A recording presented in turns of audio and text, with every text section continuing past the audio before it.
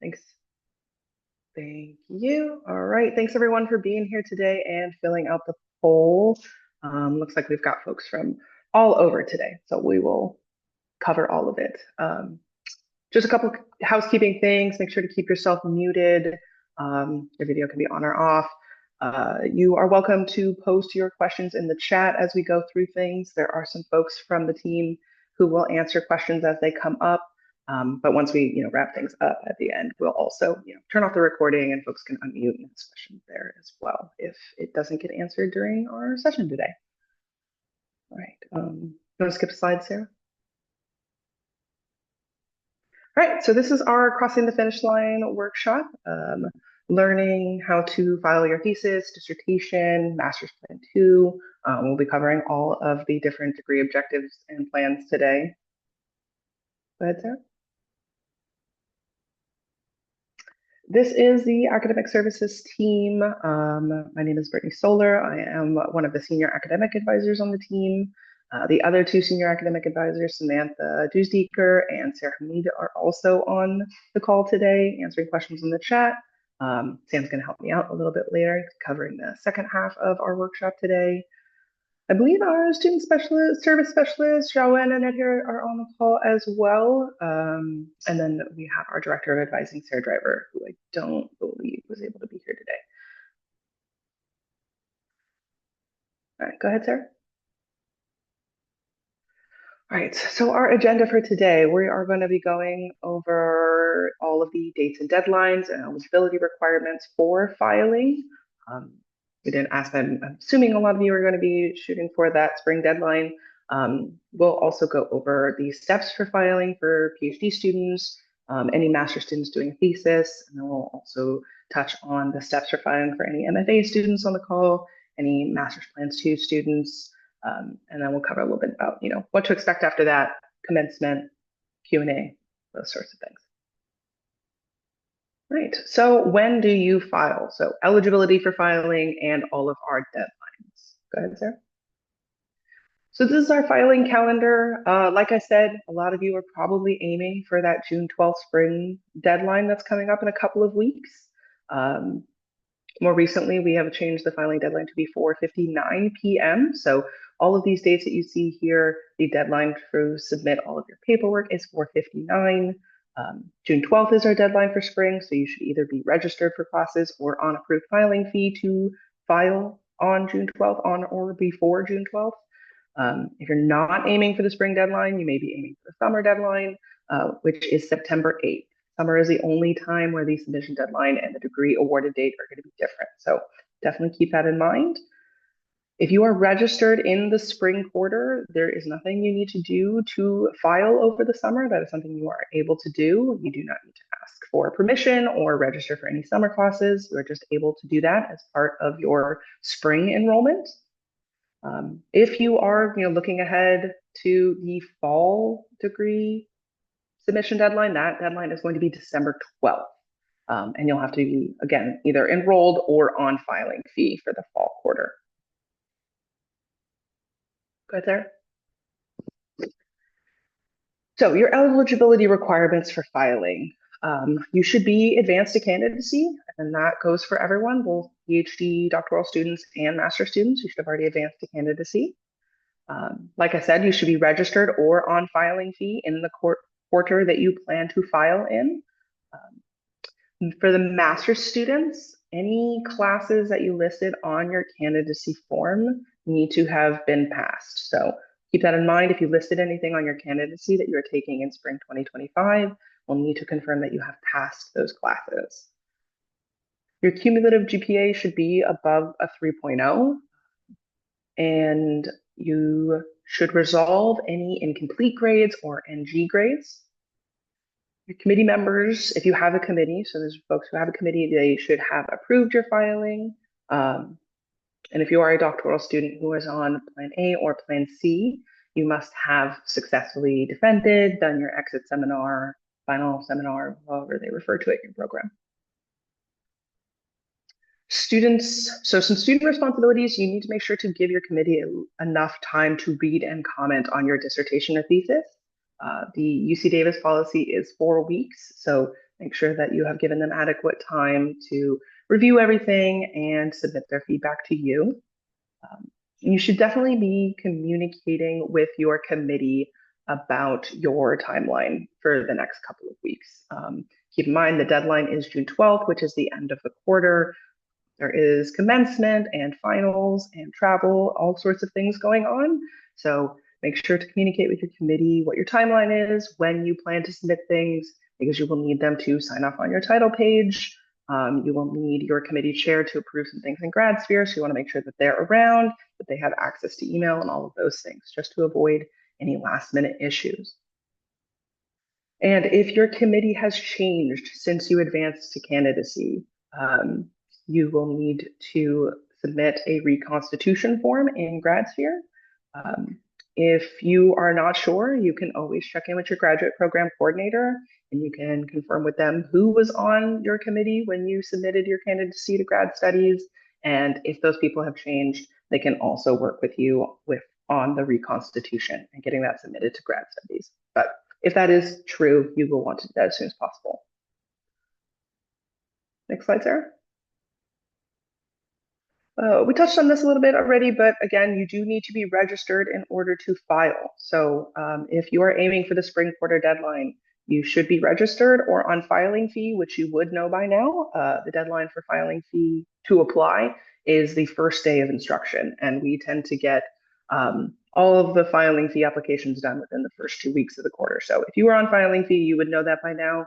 But if you are aiming to file over the summer or potentially even file in the fall, you would apply for filing fee by the first day of instruction. This is an optional registration status that allows you to not enroll in classes, but wrap up some of those final administrative tasks you need to do to file. So if you are interested in this for the fall, we are going to be holding a workshop sometime in August or September to talk more in depth about the filing fee process, how to apply, and all those sorts of things.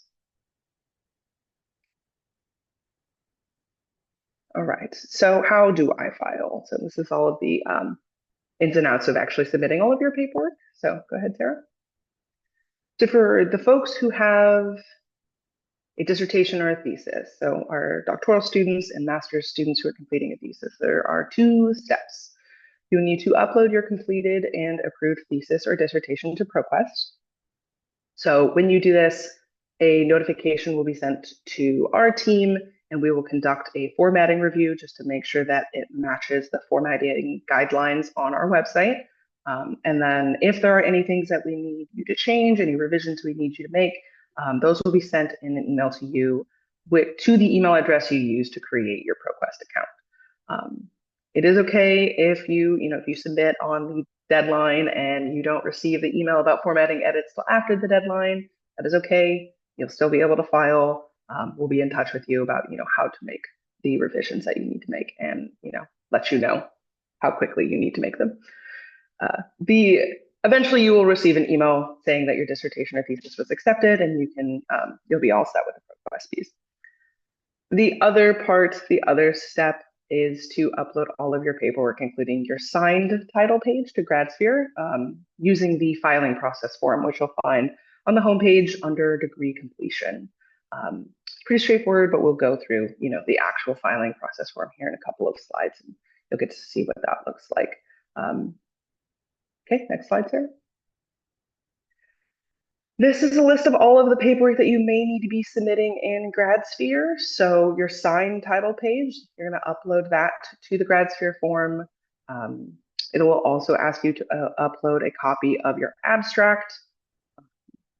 It's going to ask you about your thesis/dissertation releasing agreement, whether or not you need an embargo. It's not something you're going to have to upload. It's going to be a question on the form, which I'll go over in a slide or two here. Also going to ask you about future contact info. If you are a PhD student, there will be 2 surveys for you to take, the Graduate Studies Exit Survey and the NSF Survey of Earned Doctorates. One is going to give you a 4-digit code. The other one's going to give you a PDF of completion. So you'll include those on the filing form as well. If you are in a designated emphasis, which you would know you would have had to sign up for that when you were applying to take your qualifying exam, so it might have been a little while ago. But if you have a designated emphasis and you plan to complete it, you will need to upload a copy of the completion report.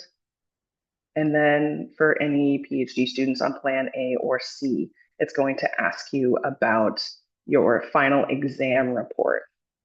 You may be able to find the final exam report in GradSphere under My Applications, which is the tab at the top. But if you don't have a copy of the final exam report, you can upload a document that says what date your exam was, and then we'll work with you on that if we need any other paperwork. All right, Sarah, go ahead. This is just a template for the title page. When we do the formatting review of your thesis and dissertation, see a lot of errors on this page, so you'll make sure, go to the filing website, use the template, just double check, make sure that it fits all of the formatting that you see here. It's important to note that the signed title page and the unsigned title page go in two different places. So the signed title page is the most important document. That is, the signatures of your committee, serves as their approval of your dissertation and your thesis. That gets uploaded into GradSphere. Your unsigned title page is going to be the first page of your dissertation or thesis that you upload to ProQuest. So it's going to look exactly the same. It's just those signature lines will be blank when you upload them to ProQuest. Go ahead, Sarah. This is the GradSphere form that I mentioned. This is a little bit what it looks like. When you go to fill it out, you're going to input your student ID number, and all of that information at the top should pre-populate for you. And then you will select your degree pathway and your intended graduation quarter from the drop-down menus there. Important to note, so if you advanced to candidacy before GradSphere launched, April of last year, GradSphere is not going to automatically detect that your candidacy is there. If you are concerned about it, check in with your graduate program coordinator, but don't launch a new candidacy application. Definitely check in with your coordinator first. And more than likely you have advanced to candidacy and you can go ahead and select yes there. Hold off on starting a new application, because if there's a pending candidacy, it will interrupt your ability to submit a filing process form. So check in with someone first.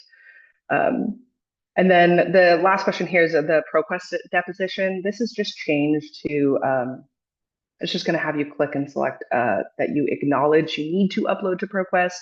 Whether or not you upload to ProQuest first, fill out this form first, it doesn't really matter, but it is going to have you acknowledge that you will upload to ProQuest. Okay, go ahead, Sarah. And that's when, once you fill out all of those questions, that's when you will get the all of the fields to upload all of that paperwork we talked about, title page, abstract, surveys, all of that. Like I said, if you have a DE on your record, you'll have this field here to upload your DE completion report. You can either upload the report, you can select that you have already submitted the completion report, or you can also elect to not complete the DE, all here on this, this screen. And then the Plan A and C students will also have another upload field here to upload their final report. And again, if you don't have a copy of it, go ahead and upload a document that just has the date of your final exam on it. And then, yeah, we'll work on that. Okay, go ahead, Sarah.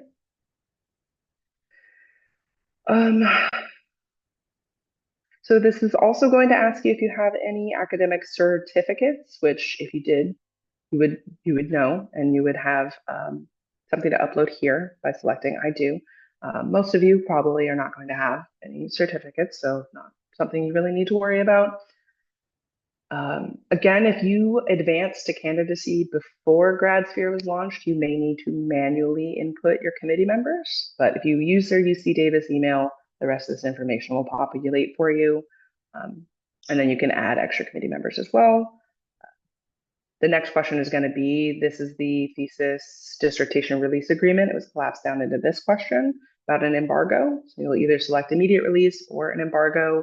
And if you select an embargo, it'll give you some options for how long, either 6 months, 1 year, 2 years, and 6 years.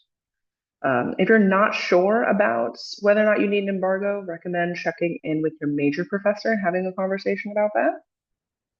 And then you'll just provide some future contact information, any notes or comments that you have for the team, and you'll click review and submit. You want to make sure that you hit submit and that it is moved forward in the routing process. Again, at the top of the page, there is a tab that says My Applications. You will be able to track this form in there once you hit submit. You just want to make sure it doesn't get stuck mistakenly in like a draft initiation status, and then that'll cause problems. So, all right, next slide, sir. So after that, again, you'll go to the My Applications tab and you'll be able to see where in the process your filing process form is. It should go to your chair/major professor next. We really recommend logging in to track your form. And if you see that it is with your chair or major professor, reaching out to them and encouraging them to approve it, because we can cause issues if it gets stuck at the faculty stage for a really long time. We don't want any sort of delays in processing. Once you see that it has come to graduate studies for review, at that point you can expect about 2 to 3 weeks of turnaround time, just depending on where we are in the quarter. Obviously, spring is a really big deadline. We have a lot of folks filing in spring, so the closer we get to June 12th, the longer it will take. Go ahead, Sarah. So publishing options and copyright, again, the embargo, your chair should approve it. The length of the embargo that you pick, if you pick one, it needs to match in ProQuest and in GradSphere. ProQuest is going to give you a lot more options than GradSphere has, but the GradSphere options are the ones that are relevant to UC Davis policy. So make sure that they match. If you have any questions about embargoes or copyright, that link there has a lot of information. You can also reach out to Michael Ladish at the library. He is the Scholarly Communications Officer, and he is available to answer any questions you have about publishing, copyright, things like that.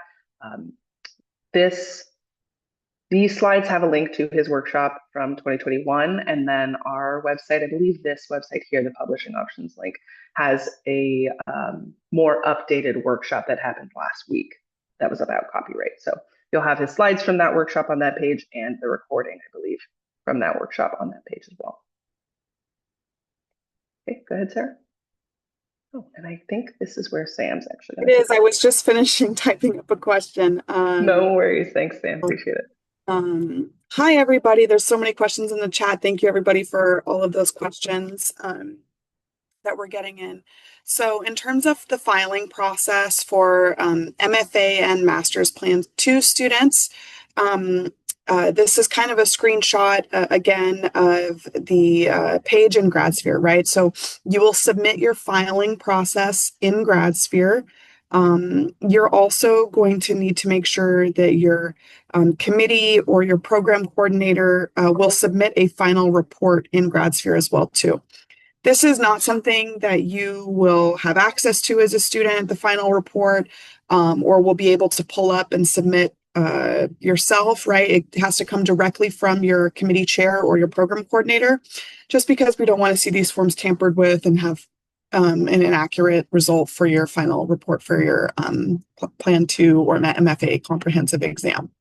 So when you're in the degree completion section of GradSphere, you'll see 2 sections that you'll need to complete, right? The filing process, as well as the MFA or Master's Plan 2 report. Again, the committee chair of your final project or exam will submit this report form on your behalf, but you as a student do need to do something in the sense that you need to complete or initiate this filing process in GradSphere.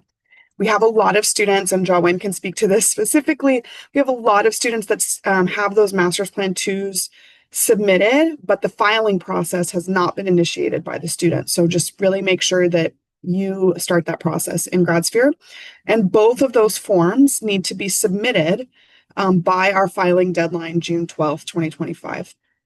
again, that 4:59 p.m. deadline.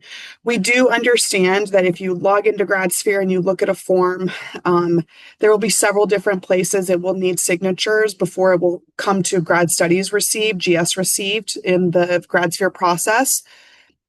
So we're not always expecting the form to have made it to us by June 12th, because getting your committee to sign it, et cetera, can take time. But we do need it to have been submitted by you before that 4:59 p.m. deadline on June 12th. So we're going to go ahead and roll forward here. So in terms of your student information in GradSphere, under the degree completion, when you click on the filing process, GradSphere will have blank information for you to fill out. You'll start doing your ID number and your email, and it will kind of populate in a lot of the information for you.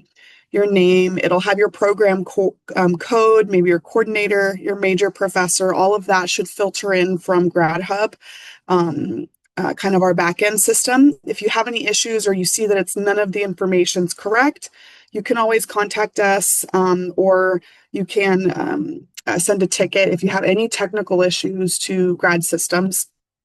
Highly recommend reaching out to them. Hopefully somebody can maybe put that email in the chat just so that students can save it if they have any technical problems.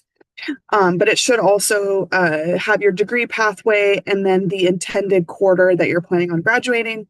And that should all be in there as well. So we're going to head on to the next one.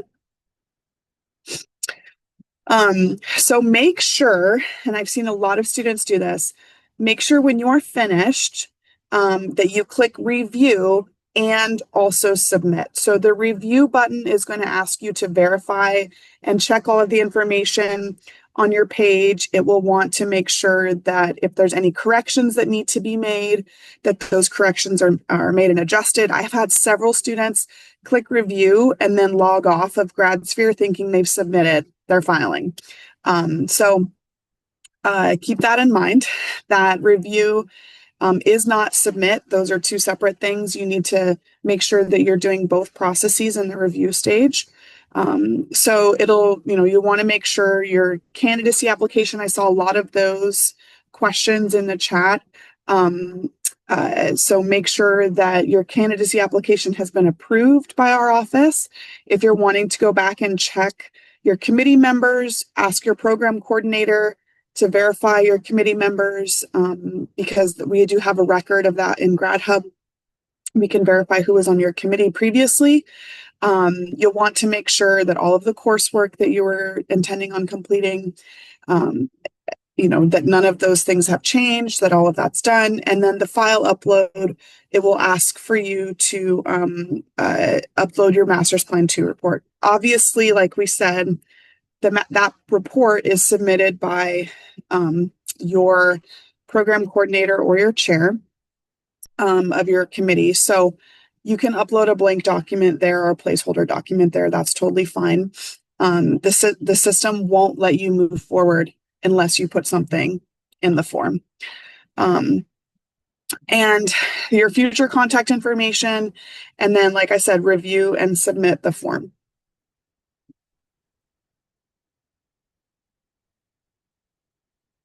So in terms of the GradSphere section, and what the coordinators and the chairs and the GPCs see when they're kind of logging in for the Master's Plan 2 report is, again, like I said, they only are the ones that have access to this form. You cannot see it on your GradSphere homepage as a student.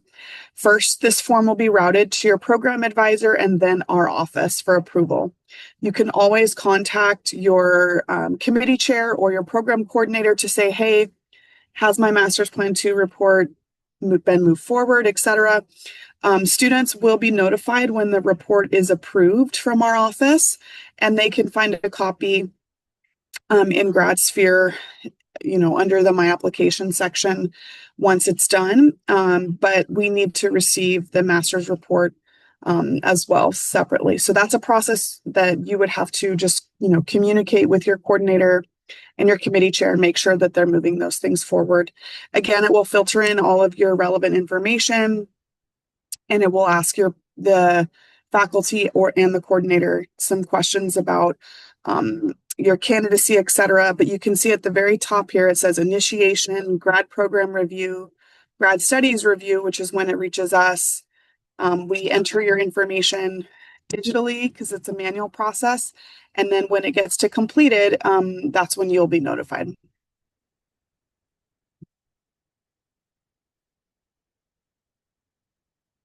So you've completed both steps.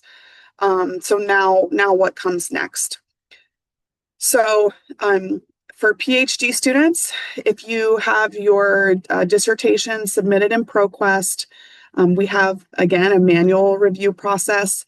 And by that, I mean Wen, who is here in our room today, is the one person on our team who reviews all of these submissions individually. So if you're reaching out asking for follow-up, make sure that you recognize there's a human being behind this, and she's working as quickly as she can. But we will review your ProQuest submission first. We're notified that your ProQuest submission has been uploaded. We'll check for common formatting errors.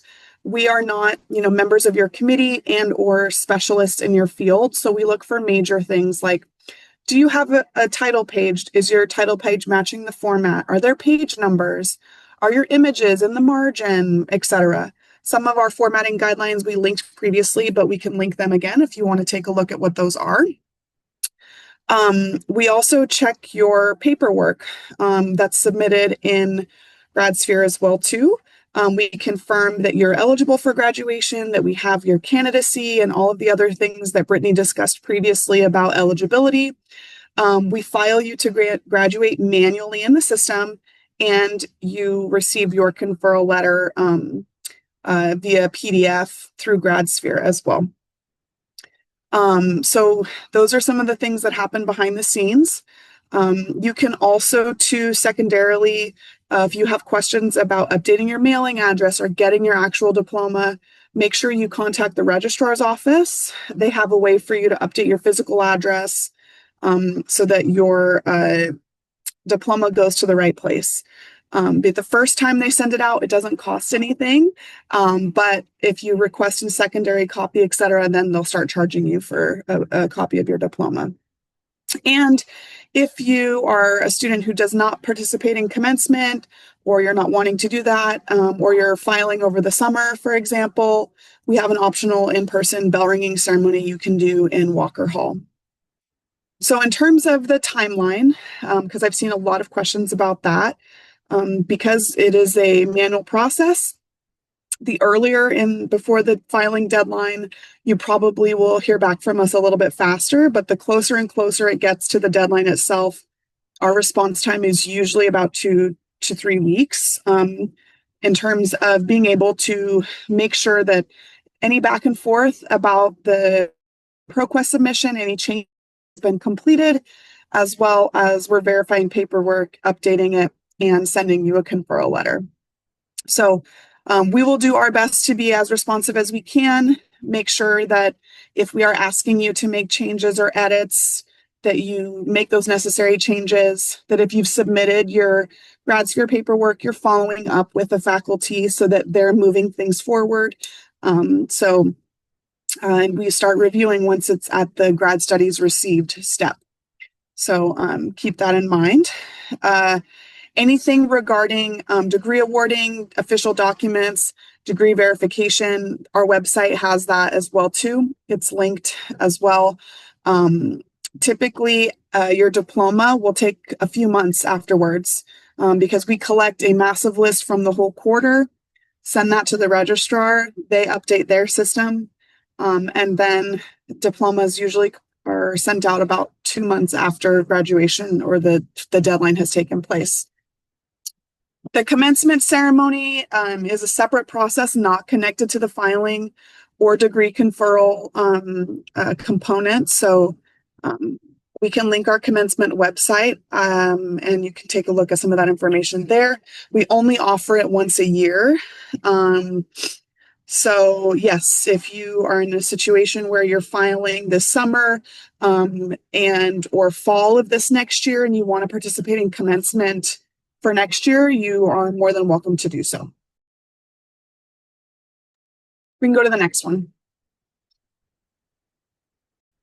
So in terms of just general commencement information, because we are not the commencement team, there's some general information about the date. So it's Thursday, June 12th. It's at the University Credit Union Center, which in my day was called the ARC, but it is on campus. There's two different ceremonies for a master's degree and then the MFA and doctoral degree. If you have any questions about commencement, please reach out to the Grads Commencement at UC Davis website, and you can check their Q&A as well too.